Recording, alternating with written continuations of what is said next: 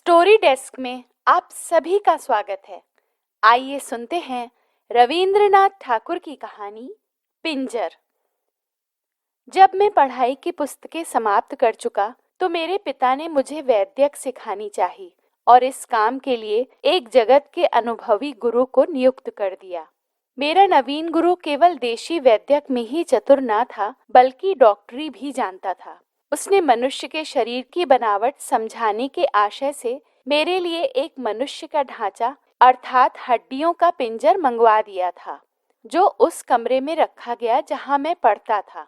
साधारण व्यक्ति जानते हैं कि मुर्दा, विशेषतः हड्डियों के पिंजर से कम आयु वाले बच्चों को जब वे अकेले हों कितना अधिक भय लगता है। स्वभावतः मुझको भी डर लगता था और आरंभ में मैं कभी उस कमरे में अकेला न जाता। यदि कभी किसी आवश्यकतावश जाना भी पड़ता तो उसकी ओर आंखें उठाकर न देखता। एक और विद्यार्थी भी मेरा सहपाठी था जो बहुत निर्भय था। वह कभी उस पिंजर से भयभीत ना होता था और कहा करता कि इस पिंजर की सामर्थ्य ही क्या है जिससे किसी जीवित व्यक्ति को हानि पहुंच सके। अभी हड्डियां हैं, कुछ दिनों पश्चात मिट्टी हो जाएंगी। किंतु मैं इस विषय में उससे कभी सहमत ना हुआ और सर्वदा यही कहता रहा कि यह मैंने माना कि आत्मा इन हड्डियों से विलग हो गई है। तब भी जब तक यह विद्यमान है वह समय असमय पर आकर अपने पुराने मकान को देख जाया करती है। मेरा यह विचार प्रकट में अनोखा या असंभव प्रतीत होता था और कभी किसी ने यह नहीं देखा होगा कि आत्मा फिर अपनी हड्डियों में वापस आई हो। किंतु यह एक अमर घटना है कि मेरा विचार सत्य था और सत्य निकला। कुछ दिनों पहले की घटना है कि एक रात को गृहस्थ आवश्यकताओं के कारण मुझे उस कमरे में सोना पड़ा।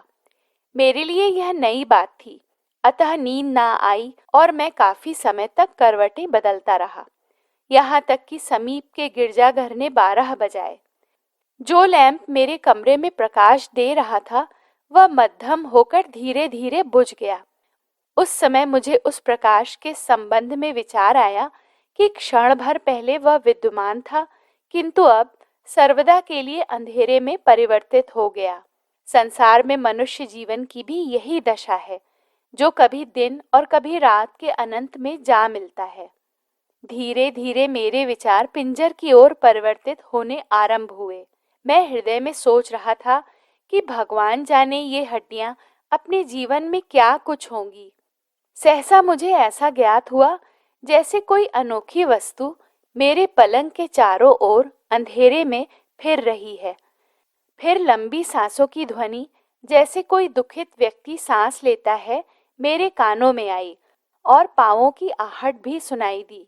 मैंने सोचा यह मेरा भ्रम है और बुरे स्वप्नों के कारण काल्पनिक आवाजें आ रही हैं, किंतु पांव की आहट फिर सुनाई दी।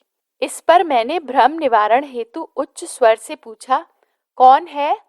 यह सुनकर वह अपरिचित शक्ल मेरे समीप आई और बोली, मैं हूँ, मैं अपने पिंजर को देखने आई हूँ।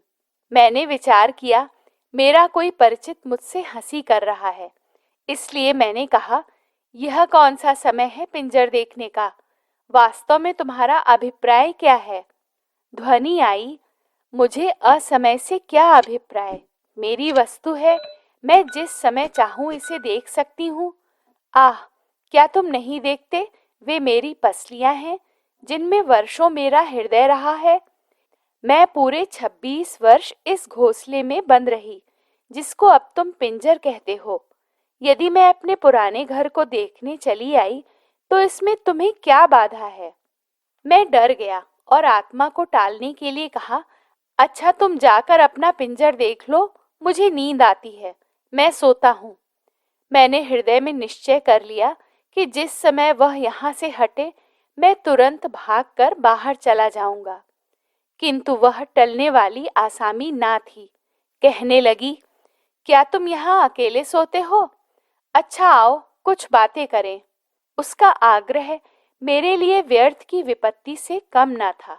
मृत्यु की रूपरेखा मेरी आंखों के सामने फिरने लगी, किंतु विवशता से उत्तर दिया, अच्छा तो बैठ जाओ और कोई मनोरंजक बात सुनाओ। आवाज आई, लो सुनो।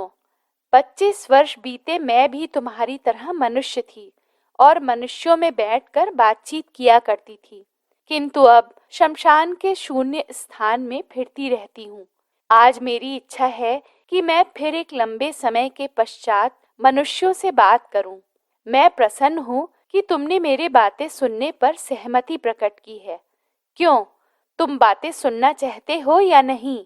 यह कहकर वह आगे की ओर आई और मुझे मालूम हुआ कि कोई व्यक्ति मेरे पायंती पर बैठ गया है। फिर इससे पूर्व कि मैं कोई शब्द मुख से निकालूं, उसने अपनी कथा सुनानी आरंभ कर दी। वह बोली, महाशय, जब मैं मनुष्य के रूप में थी तो केवल एक व्यक्ति से डरती थी, और वह व्यक्ति मेरे लिए मानो मृत्यु का देवता था। वह था मेरा पति। जिस प्रकार कोई व्यक्ति मछली को कांटा लगाकर पानी से बाहर ले आया हो, वह व्यक्ति मुझको मेरे माता पिता के घर से बाहर ले आया था और मुझको वहां जाने ना देता। अच्छा था उसका काम जल्दी ही समाप्त हो गया, अर्थात विवाह के दूसरे महीने ही वह संसार से चल बसा। मैंने लोगों की देखा देखी वैष्णव रीति से क्रियाकर्म किया, किंतु हृदय में बहुत प्रसन्न थी कि कांटा निकल गया। अब मुझको अपने माता पिता से मिलने की आज्ञा मिल जाएगी और मैं अपनी पुरानी सहेलियों से, जिनके साथ खेला करती थी, मिलूंगी। किंतु अभी मुझको मैके जाने की आज्ञा ना मिली थी कि मेरा ससुर घर आया और मेरा मुख ध्यान से देखकर अपने आप कहने लगा, मुझको इसके हाथ और पांव के चिन्ह देखने से मालूम होता है कि यह लड़की डायन है। अपने ससुर के वे शब्द मुझको अब तक याद हैं। वे मेरे कानों में गूंज रहे हैं। उसके कुछ दिनों पश्चात मुझे अपने पिता के यहाँ जाने की आज्ञा मिल गई। पिता के घर जाने पर मुझे जो खुशी प्राप्त हुई वह वर्णन नहीं की जा सकती। मैं वहां प्रसन्नता से अपने यौवन के दिन व्यतीत करने लगी। मैंने उन दिनों अनेकों बार अपने विषय में कहते सुना कि मैं सुंदर युवती हूँ, परंतु तुम कहो, तुम्हारी क्या सम्मति है? मैंने उत्तर दिया, मैंने तुम्हें जीवित देखा नहीं, मैं कैसे सम्मति दे सकता हूँ? जो कुछ तुमने कहा ठीक होगा। वह बोली, मैं कैसे विश्वास दिलाऊं कि इन दो गढ़ों में लज्जाशील दो नेत्र देखने वालों पर बिजलियां गिराते थे। खेद है कि तुम मेरी वास्तविक मुस्कान का अनुमान इन हड्डियों के खुले मुखड़े से नहीं लगा सकते। इन हड्डियों के चहुं ओर जो सौंदर्य था, अब उसका नाम तक बाकी नहीं है। मेरे जीवन के क्षणों में कोई योग्य से योग्य डॉक्टर भी कल्पना ना कर सकता था कि मेरी हड्डियां मानव शरीर की रूपरेखा के वर्णन के काम आएंगी। मुझे वह दिन याद है जब मैं चला करती थी तो प्रकाश की किरणें मेरे एक एक बाल से निकलकर प्रत्येक दिशा को प्रकाशित करती थीं। मैं अपनी बाहों को घंटों देखा करती थी। आह, ये वे बाहें थीं जिसको मैंने दिखाई अपनी ओर आसक्त कर लिया। संभवतः सुभद्रा को भी ऐसी बाहें नसीब ना हुई होंगी। मेरी कोमल और पतली उंगलियां मृणाल को भी लजाती थीं। खेद है कि मेरे इस नग्न ढांचे ने तुम्हें मेरे सौंदर्य के विषय में सर्वथा झूठी सम्मति निर्धारित करने का अवसर दिया। तुम मुझे यौवन के क्षणों में देखते तो आंखों से नींद उड़ जाती और वैद्यक ज्ञान का सौदा मस्तिष्क से अशुद्ध शब्द की भांति समाप्त हो जाता। उसने कहानी का तारतम्य प्रवाहित रखकर कहा, मेरे भाई ने निश्चय कर लिया था कि वह विवाह ना करेगा और घर में मैं ही एक स्त्री थी। मैं संध्या समय अपने उद्यान में छाया वाले वृक्षों के नीचे बैठती तो सितारे मुझे घूरा करते और शीतल वायु जब मेरे समीप से गुजरती तो मेरे साथ अटखेलियां करती थी। मैं अपने सौंदर्य पे घमंड करती और अनेकों बार सोचा करती कि जिस धरती पर मेरा पांव पड़ता है, यदि उसमें अनुभव करने की शक्ति होती तो प्रसन्नता से फूली ना समाती।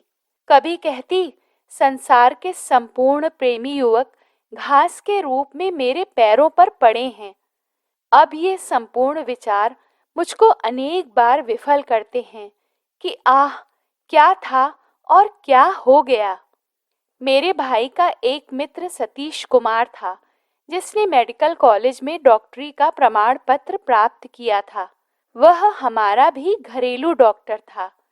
वैसे उसने मुझको नहीं देखा था, परंतु मैंने उसको एक दिन देख ही लिया, और मुझे यह कहने में भी संकोच नहीं कि उसकी सुंदरता ने मुझ पर विशेष प्रभाव डाला। मेरा भाई अजीब ढंग का व्यक्ति था, संसार के शीत ग्रीष्म से सर्वथा अपरिचित। वह कभी गृहस्थ के कामों में हस्तक्षेप न करता। वह मौन प्रिय और एकांत में रहा करता था, जिसका परिणाम यह हुआ कि संसार से अलग होकर एकांत प्रिय बन गया और साधु महात्माओं का सा जीवन बिताने लगा। हाँ, तो वह नवयुवक सतीश कुमार हमारे यहाँ प्रायः आता, और यही एक नवयुवक था जिसको अपने घर के पुरुषों के अतिरिक्त मुझे देखने का संयोग प्राप्त हुआ था। जब मैं उद्यान में अकेली होती और पुष्पों से लदे हुए वृक्ष के नीचे महारानी की भांति बैठती, तो सतीश कुमार का ध्यान और भी मेरे हृदय में चुटकियां लेता। परंतु तुम किस चिंता में हो? तुम्हारे हृदय में क्या बीत रही है? मैंने ठंडी सांस भरकर उत्तर दिया, मैं यह विचार कर रहा हूं कि कितना अच्छा होता कि मैं ही सतीश कुमार होता। वह हंसकर बोली, अच्छा, पहले मेरी कहानी सुन लो, फिर प्रेमलाप कर लेना। एक दिन वर्षा हो रही थी। मुझे कुछ बुखार था। उस समय डॉक्टर अर्थात मेरा प्रिय सतीश मुझे देखने के लिए आया। यह प्रथम अवसर था कि हम दोनों ने एक दूसरे को आमने सामने देखा, और देखते ही डॉक्टर मूर्ति समान स्थिर सा हो गया, और मेरे भाई की मौजूदगी ने होश संभालने के लिए बाध्य कर दिया। वह मेरी ओर संकेत करके बोला, मैं इनकी नब्ज देखना चाहता हूँ। मैंने धीरे से अपना हाथ दुशाले से निकाला। डॉक्टर ने मेरी नब्ज पर हाथ रखा। मैंने कभी न देखा कि किसी डॉक्टर ने साधारण ज्वर के निरीक्षण में इतना विचार किया हो। उसके हाथ की उंगलियां कांप रही थीं। कठिन परिश्रम के पश्चात उसने मेरे ज्वर को अनुभव किया, किंतु वह मेरा ज्वर देखते देखते स्वयं ही बीमार हो गए। क्यों, तुम इस बात को मानते हो या नहीं? मैंने डरते डरते कहा, हाँ, बिल्कुल मानता हूँ। मनुष्य की अवस्था में परिवर्तन उत्पन्न होना कठिन नहीं है। वह बोली, कुछ दिनों परीक्षण करने से ज्ञात हुआ कि मेरे हृदय में डॉक्टर के अतिरिक्त और किसी नवयुवक का विचार तक नहीं। मेरा कार्यक्रम था संध्या समय बसंती रंग की साड़ी पहनकर, बालों में कंघी, फूलों का हार गले में डालकर, दर्पण हाथ में लिए बाग में चले जाना और पहरों देखा करना। क्यों, क्या दर्पण देखना बुरा है? मैंने घबराकर उत्तर दिया, नहीं तो। उसने कहानी का सिलसिला स्थापित रखते हुए कहा, दर्पण देखकर मैं ऐसा अनुभव करती जैसे मेरे दो रूप हो गए हैं, अर्थात मैं स्वयं ही सतीश कुमार बन जाती और स्वयं ही अपने प्रतिबिंब को प्रेमिका समझकर उस पर तन मन न्यौछावर करती। यह मेरा बहुत ही प्रिय मनोरंजन था और मैं घंटों व्यतीत कर देती। अनेकों बार ऐसा हुआ कि मध्याह्न को पलंग पर बिस्तर बिछाकर लेटी और एक हाथ को बिस्तर पर उपेक्षा से फेंक दिया। जरा आँख झपकी तो सपने में देखा कि सतीश कुमार आया और मेरे हाथ को चूम कर चला गया। बस, अब मैं कहानी समाप्त करती हूँ। तुम्हें तो नींद आ रही है। मेरी उत्सुकता बहुत बढ़ चुकी थी, अतः मैंने नम्रता भरे स्वर में कहा, नहीं, तुम कहे जाओ, मेरी जिज्ञासा बढ़ती जाती है। वह कहने लगी, अच्छा सुनो। थोड़े दिनों में ही सतीश कुमार का कारोबार बहुत बढ़ गया और उसने हमारे मकान के नीचे के भाग में अपनी डिस्पेंसरी खोल ली। जब उसे रोगियों से अवकाश मिलता तो मैं उसके पास जा बैठती और हंसी ठट्टों में विभिन्न दवाइयों के नाम पूछती रहती। इस प्रकार मुझे ऐसी दवाई भी ज्ञात हो गई जो विषैली थी। सतीश कुमार से जो कुछ मैं मालूम करती वह बड़े प्रेम और नम्रता से बताया करता।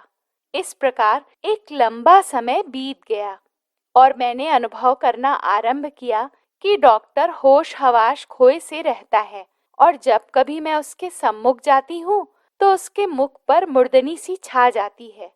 परंतु ऐसा क्यों होता है, इसका कोई कारण ज्ञात न हुआ। एक दिन डॉक्टर ने मेरे भाई से गाड़ी मांगी। मैं पास बैठी थी। मैंने भाई से पूछा, डॉक्टर रात में इस समय कहाँ जाएगा? मेरे भाई ने उत्तर दिया, तबाह होने को। मैंने अनुरोध किया कि मुझे अवश्य बताओ वह कहाँ जा रहा है। भाई ने कहा, वह विवाह करने जा रहा है। यह सुनकर मुझ पर मूर्छा सी छा गई, किंतु मैंने अपने आप को संभाला और भाई से फिर पूछा, क्या वह सचमुच विवाह करने जा रहा है या मजाक कर रहे हो? उसने उत्तर दिया, सत्य ही आज डॉक्टर दुल्हन लाएगा। मैं वर्णन नहीं कर सकती कि यह बात मुझे कितनी कष्टप्रद अनुभव हुई। मैंने अपने हृदय से बार बार पूछा कि डॉक्टर ने मुझसे यह बात क्यों छुपा कर रखी।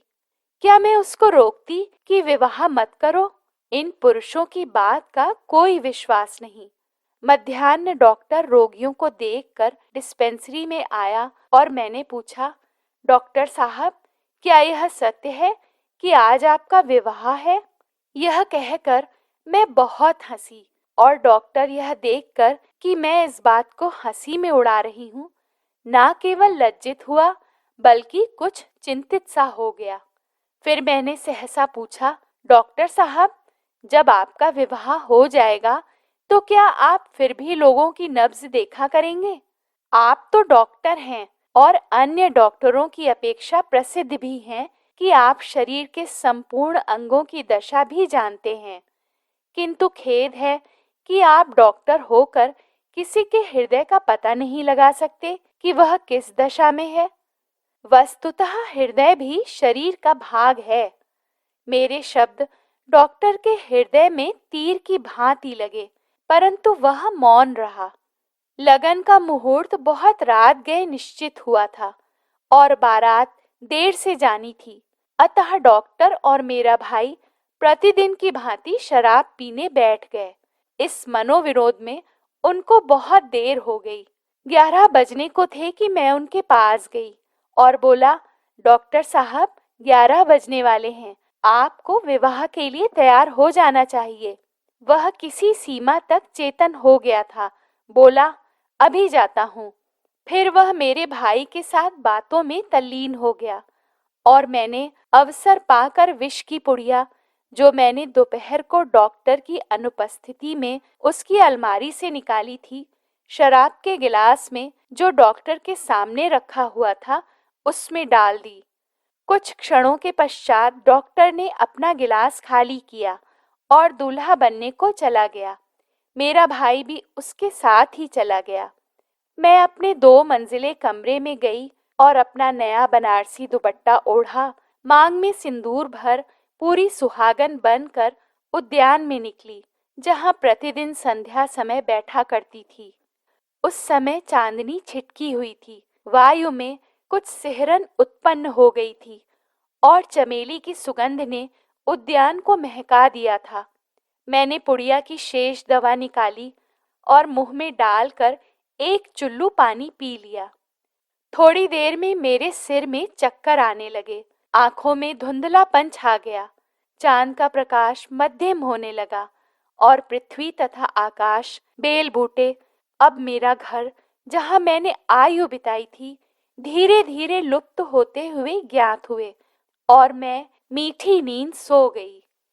1.5 साल के पश्चात सुख स्वप्न से चौंकी तो मैंने क्या देखा कि 3 विद्यार्थी मेरी हड्डियों से डॉक्टरी शिक्षा प्राप्त कर रहे हैं और एक अध्यापक मेरी छाती की ओर बेत से संकेत करके लड़कों को विभिन्न हड्डियों के नाम बता रहा है और कहता है, यहाँ हृदय रहता है जो विवाह और दुख के समय धड़का करता है और यह वह स्थान है जहाँ उठती जवानी के समय फूल निकलते हैं।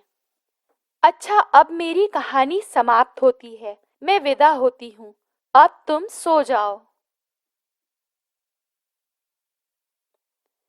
दोस्तों, अभी आप सुन रहे थे रविंद्रनाथ ठाकुर की कहानी पिंजर। आप सभी को यह कहानी कैसी लगी, मुझे कमेंट बॉक्स में ज़रूर बताइएगा। कहानी में अंत तक बने रहने के लिए आप सभी का बहुत बहुत धन्यवाद। आपका दिन शुभ हो। नमस्कार।